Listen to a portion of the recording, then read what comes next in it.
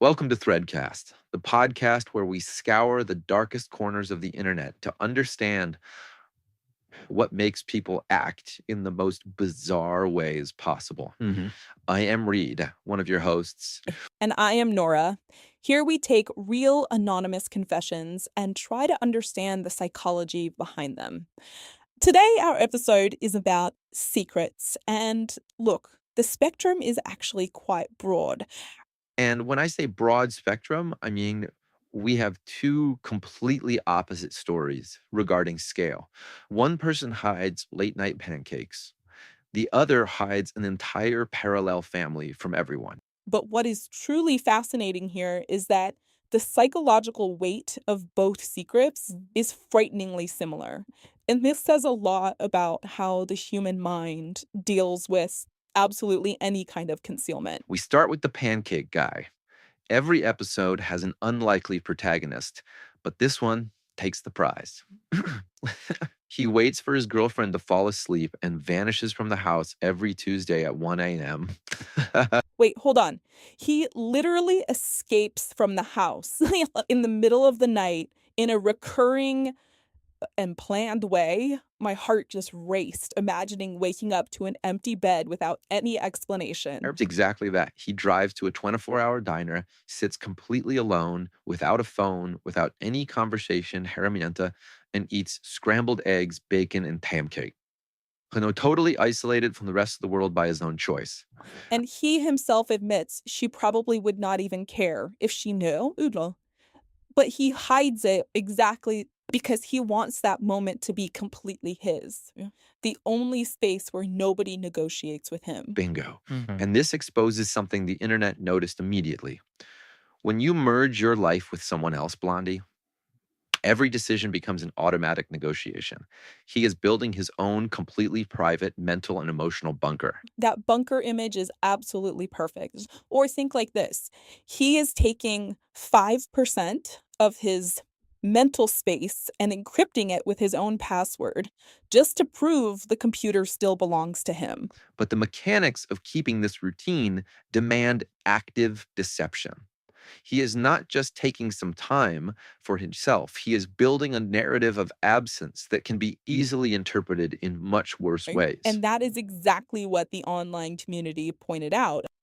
If the girlfriend wakes up at 2 in the morning and the bed is empty, sneaking out the pancakes looks exactly like escaping for an affair. The comments practically begged him to leave a contingency note saying something like, I am not cheating. I am at the local diner eating breakfast. A completely ridiculous detail that changes absolutely everything. Because the act of keeping the secret itself imitates betrayal, regardless of what the secret actually is. The behavioral structure sends a clear signal that the content does not justify. It is a huge cognitive dissonance. But now tell me, what happens when the secret you are keeping is not pancakes? But the actual structural beam that supports your entire family? No, because our next story goes into very heavy territory. Very heavy indeed. This transition is intense because we go from a secret that only looks like betrayal to a silence lasting decades covering a suspicion of real infidelity. The scale changes completely right here. The protagonist is 42 years old, a mother, and strongly suspects her husband, L, is the biological father of the 4 children of his best friend, a woman named AY. She is forever single. Yeah. And she did not reach this conclusion out of nowhere. L acted as a father figure to AY children. And he got a vasectomy exactly when A stopped getting pregnant. This coincidence is way too heavy. Not to mention the physical resemblance between L and AY children, which she describes as undeniable. She calls this suspicion a poisonous flower and simply chose to remain completely silent for years on end. And I understand, in a way, the impulse to silence this entirely. She built a blended family around these relationships. Confronting the suspicion means potentially exploding everything she carefully built over all those long years. But now it has reached a crisis point. AY older son is getting way too close to her teenage daughter. and she is completely paralyzed without knowing what to do about it.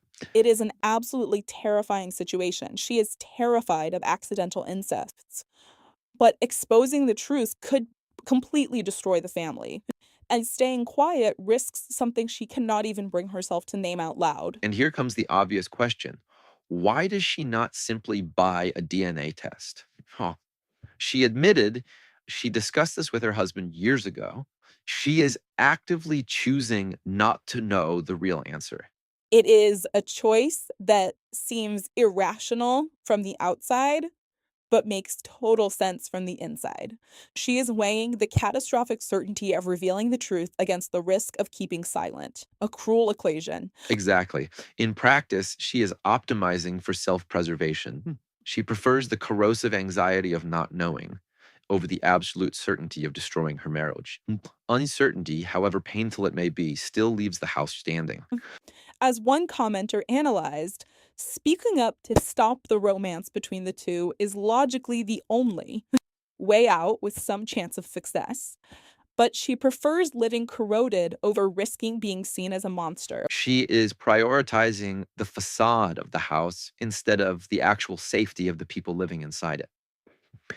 And this is exactly what long-standing secrets do, to completely rewrite a person's core priorities. With more than a decade letting this secret dictate her reality, confronting the truth now means admitting she was complicit in her own illusion among all this time. That is a massive burden to carry alone. And connecting both cases, the pancake guy and the poisonous flower woman, what they have in common goes way beyond the obvious.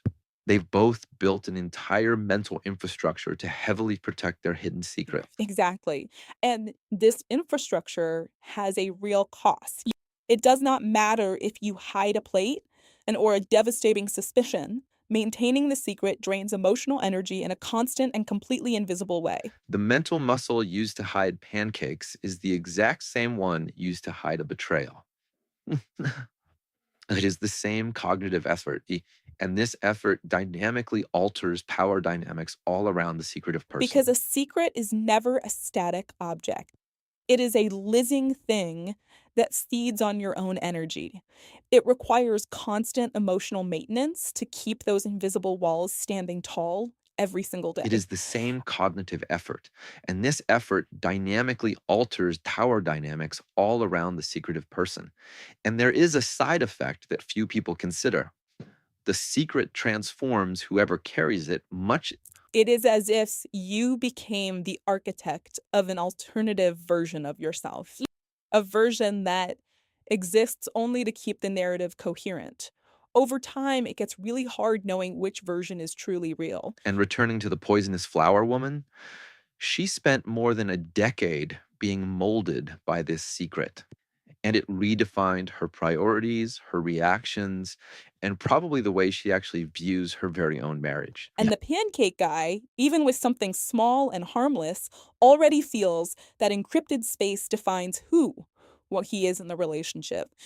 The secret became part of his identity, not just a simple nocturnal habit.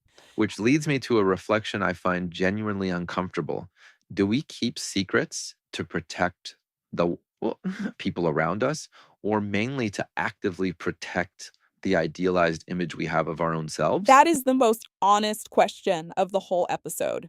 Because in both cases, the central motivation is not protecting the other person. It is keeping a certain perception of control over your own personal And narrative. when you put it like that, it becomes perfectly clear that the danger of a secret has nothing to do with what you hide. It is all about the psychological infrastructure needed to keep it hidden. It is the structure of concealment that corrodes, not the content itself. A small secret kept with massive effort can be more destructive than a huge truth delivered at the right moment with care and honesty. So, the final question we leave for you to think about is this. Are you the architect of your secrets, or are they already building a cage around you without you realizing how trapped you actually are? Let that question ferment because it is much heavier than it seems. Yeah. And if you want to debate agree or totally disagree with what we talked about today, the comment section is waiting for you right below. And before we leave, a very quick but extremely important thing. If you made it this far, the algorithm already knows you are curious. But our channel still needs your amazing continued support. Subscribe to the channel right now. It is absolutely free, takes 2 seconds, and sends a huge signal that this content is worth continuing to make. Every single subscription here counts much more than it seems. And turn on the notification bell too, because new episodes arrive every week. Us digging up stories in the strangest corners of the internet to bring them here is exactly what keeps ThreadCast fully alive. Thank you very much for watching until the very end. Take good care of yourself during the week. Desempeño. And we will see you next episode. Do not forget, everybody has secrets. The question is, who rules who?